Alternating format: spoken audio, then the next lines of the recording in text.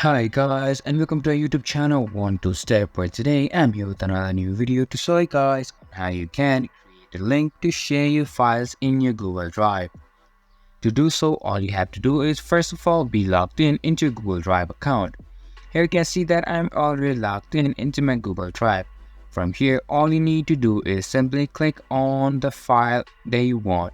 Let's say this is the file that I want to share my link with. To create a link to share it in your Google Drive, all you need to do is right click on it. After you right click it, you can see these options pop up. From here, simply go onto the share option, and again, if you want to share it directly, you can simply click on share, and just after writing the email address, you'll be able to share it.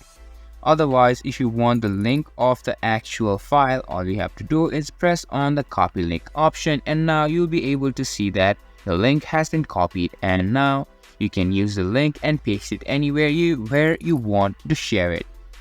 And that is an easy way on how you can create a link and share the files in your Google Drive.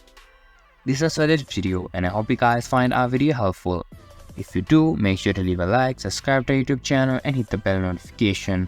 And don't forget to drop a comment for review and for more content like this. See you guys in our next video. Thank you for watching.